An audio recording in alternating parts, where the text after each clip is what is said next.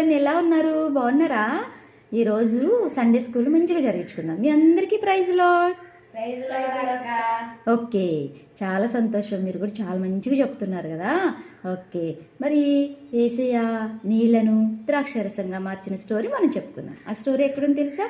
యోహాను సువార్త 2వ అధ్యాయము మరి 1 నుంచి 11 వచనాల్లో ఉంటుంది. మీరందరూ బైబిల్స్ తెచ్చుకున్నారు కదా, ఓపెన్ చేయండి ఒకసారి. ఓకే, యోహాను సువార్త 2వ అధ్యాయము 11 వచనాల వరకు మనం చదువుకుందాం. ఓకేనా?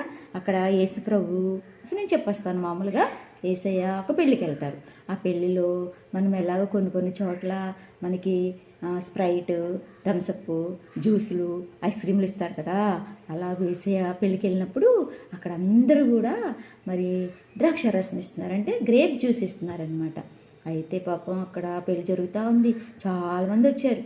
అక్కడ వచ్చిన తర్వాత అక్కడ ఏమైందంటే ద్రాక్షారసం అయిపోయినప్పుడు ఇంకా వెంటనే ఏం చేయాలో పెళ్ళి వాళ్ళకి అర్థం కాలేదు.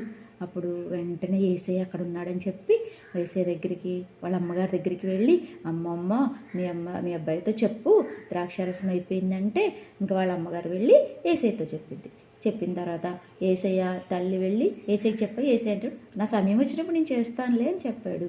వెంటనే అక్కడున్న పరిచారకులతో ఏమంటాడంటే, మరి వడ్డిస్తారు కదా, సర్వెంట్స్ ఉంటారు కదా, వాళ్ళతో ఏం చెప్తాడంటే, మీరు బాణల నిండా ఆ పాట్స్ నిండా నీళ్లు వాటరు నింపండి అని చెప్తారు. వాళ్ళందరూ పాట్స్ నిండా వాటర్ నింపారు. అక్కడ 6 పాట్స్ ఉన్నాయి.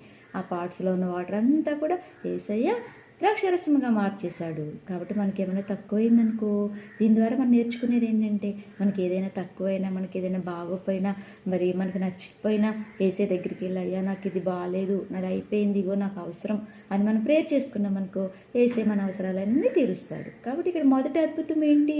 వాటర్ని వైన్గా మార్చేశాడు యేసయ్య. అది యేసయ్య చేసినటువంటి మొదటి అద్భుతం. బాయ్.